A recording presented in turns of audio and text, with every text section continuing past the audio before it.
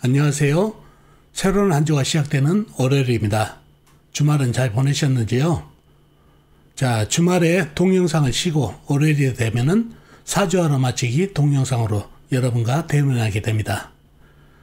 자, 이번 주 사주 알아맞히기 시간에도 전주 문제 풀어드리고 이번 주 새로운 문제 내드리는 그런 순서로 진행해 보겠습니다. 먼저 전주 문제부터 풀어보겠습니다. 자, 이 사주가 이 전주에 여러분한테 내드렸던 문제가 되겠죠. 갑술년, 병자월, 경진일, 신사시에 태어나신 여자분이십니다. 자, 문제는 뭐였죠? 문제는 총 4가지였죠. 첫 번째, 이 사주 가장 강한 호행과 약한 호행은 무엇인지를 묻는 문제가 되겠습니다. 가장 강한 호행과 약한 호행이요. 다음에 이분은 임신이 잘 될까요? 여자분이신데 임신이 잘 되는 체질인지 사주인지 묻는 문제가 되겠습니다. 세 번째, 이분 이민년 임신이 가능할까요? 이민년 운세에 임신이 가능한지 묻는 문제가 되겠습니다. 마지막 네 번째, 임신이 가능하다면 몇 월에 가능할까요? 몇 월이 가장 유리한지를 묻는 문제가 네 번째 문제가 되겠습니다. 이렇게 4가지가 전주에 내드린 문제가 되겠습니다. 자, 그러면은 4가지 문제를 풀기 위해서 사주 형국을 파악해 봐야 알겠죠? 사주 형국을 파악하기 위해서 오행의 분포부터 알아보겠습니다. 먼저 일간이 4편부터요. 일간의 4편의 오행이 세력이 강하면 사주가 강해지고, 반대로 상대편 일간의 힘을 빼는 오행이 세력이 강하면 사주가 약해진다는 얘기죠. 자, 일간이 경금 큰 쇠로 태어났네요.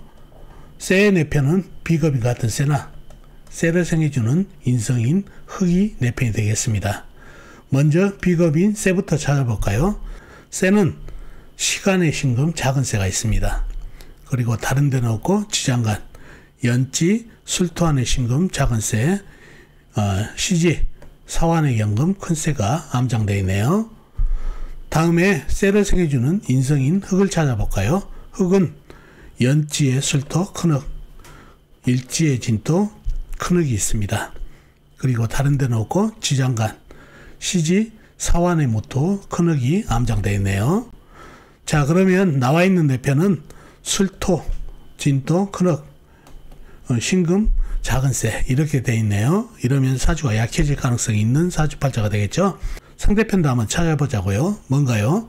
일간의 힘을 빼는 오행, 식상 일간이 생하면서 힘을 받고, 재성 일간이 극하면서 힘을 받고, 관성 일간이 나를 극하니까 일간이 힘이 약해지는 이 3가지가 상대편 오행이 되겠습니다. 식상은 뭔가요? 쇠가 생해주는 오행이니까 물, 재성은 쇠가 극한 오행 나무, 관성은 쇠를 극한 오행 불이 되겠습니다. 먼저 식상인 물부터 찾아볼까요? 물은 월지의 자수 작은 물이 있습니다. 그리고 다른 데는 없고 지장간, 일지, 진토안의 개수가 암장되어 있네요. 작은 물이.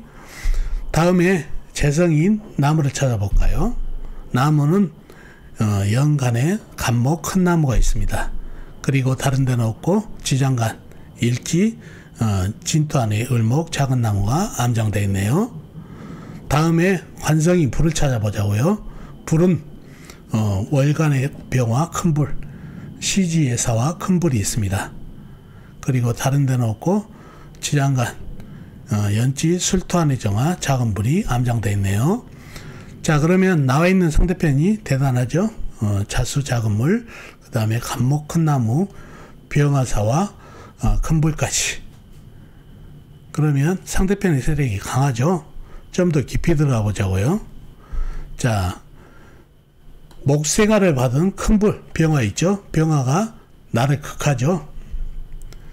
이 원래 진토를 생하고 관인상생으로 4편이 돼야 되는데 지금 사화가 또 진토를 생하기 때문에 그래서 남는 열기로 이 생하고도 남는 열기운으로 경금을 극하는 그런 형태가 됐죠. 진토가 받아줘서 관인상생이 될 것 같지만 사화, 병화 그리고 목생화를 받은 불기운이 거세기 때문에 진토를 생하고 흙을 생하고도 남는 불기운으로 경금 큰 쇠를 녹이고 있다는 얘기죠. 그래서 사주가 약해졌네요.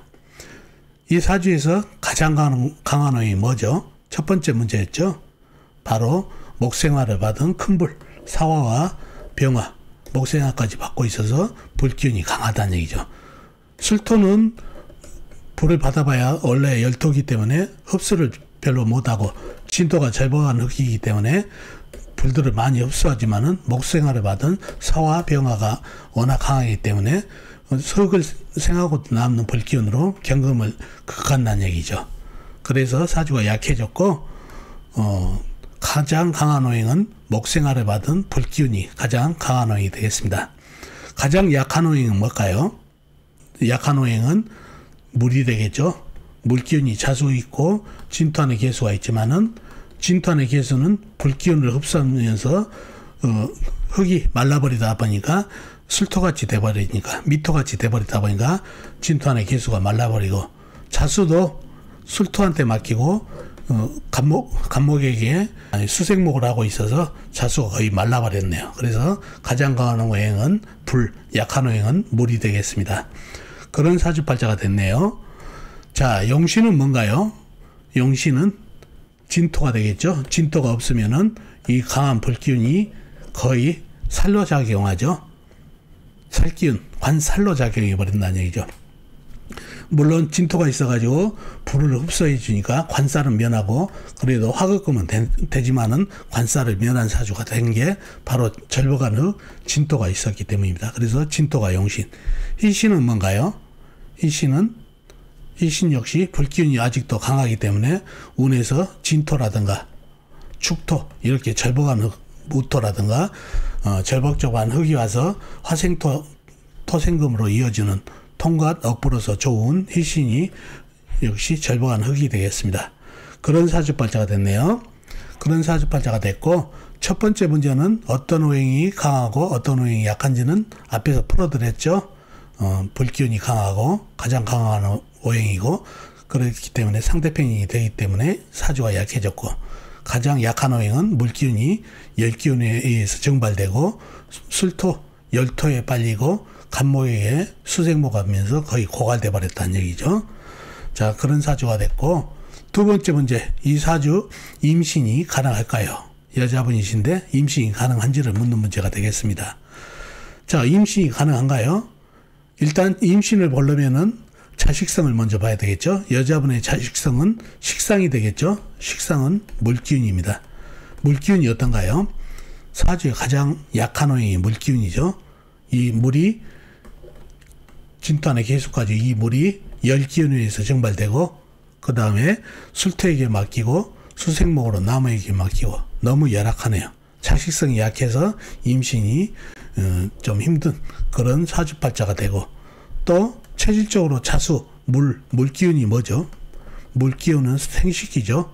생식기가 말랐다, 자궁이 말랐다. 체질적으로도 임신이 어려운 그런 사주팔자가 되겠습니다. 그래서 두 번째 문제, 임신이 잘 되나요? 물으면은 임신이 잘 안 되는 체질입니다. 라고 얘기를 해줘야 되겠죠. 세 번째, 이 사주 이민년에 임신이 가능한지를 묻는 문제가 되겠습니다. 어떤가요?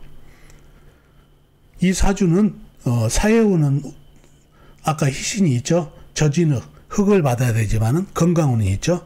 건강운은 물기운을 받아야 되겠죠. 저으로 물을 뿌려줘야 이 강한 불기운을 견제를 해주고 사해운은 불하고 물하고 싸우기 때문에 이 스파크가 일어나기 때문에 좋지가 않지만은 건강운은 물이 와가지고 불을 견제해주고 흙에게 물을 주고 쇠도 시켜주고 그러니까 건강적으로 좋은 희식이 된다는 얘기죠. 건강운으로.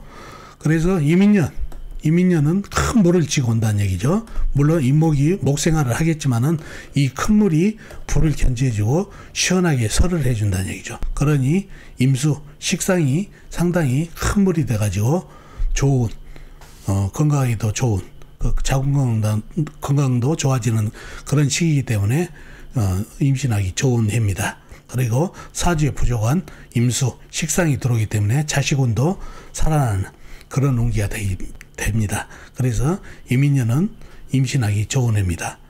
자, 몇 월달에 가능할까요? 역시 물기운이 왕한 달에 임신을 하면 더 유리하겠죠? 언제가 그런가요? 뭐 이민월도 가능하겠지만은 임수가 임수는 좋지만 임목이 좀 따라오고 어떻습니까? 10월달에 신해 임자 이 달에 어떤가요? 겨울 쪽이 좋겠죠. 물기운 해수하고 임수 큰 물이 따라오기 때문에 상당히 임신하기 좋은 계절입니다. 그래서 좋은 계절은 이민년 중에서도 신해월, 임자월이 임신하기 좋은 달이 되겠습니다. 그래서 항상 사주 형국을 파악해서 어떤 기운대 임신이 가능한지 사해운과 이렇게 건강운, 임신운은 별도로 보셔야 된다는 거 꼭 기억해 두십시오. 어느 전주의 문제는 이렇게 운기를 볼 때 사해운과 건강운, 임신운 이런 거를 별도로 보셔야 된다는 얘기죠. 축축한 흙이 들어왔다 해서 임신이 되는 건 아니죠. 그죠? 그래서 사해운과 건강운, 임신운 이런 거는 별도로 보셔야 된다는 얘기죠. 그거가 이 전주의 키포인트 문제가 되겠습니다. 자, 이렇게 전주 문제를 풀어봤습니다. 자, 그러면 다음 주 문제를 내드리도록 하겠습니다. 자, 이 사주가 이번 주에 여러분한테 내드리는 문제가 되겠습니다. 임원년, 무신월, 정묘일, 신축시에 태어나신 여자분이십니다. 다시 한번요. 임원년, 정묘일, 신축시에 태어나신 분 사주입니다. 자, 이번 주 문제는 총 3가지입니다. 이 사주 용신은 무엇인가요가 첫 번째 문제가 되겠습니다. 첫 번째 문제는 용신을 묻는 문제가 되겠습니다.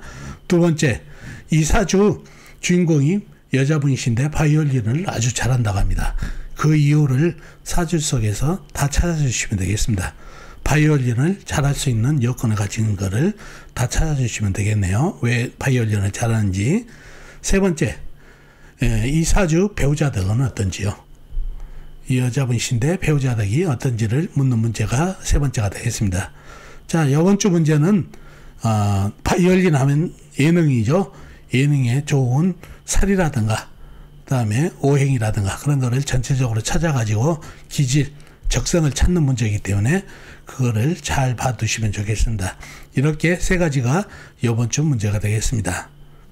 자, 이번 주에 내드리는 문제도 여러분의 힘으로 아는 만큼만 풀다 보면 사주 공부에 도움이 많이 되겠습니다.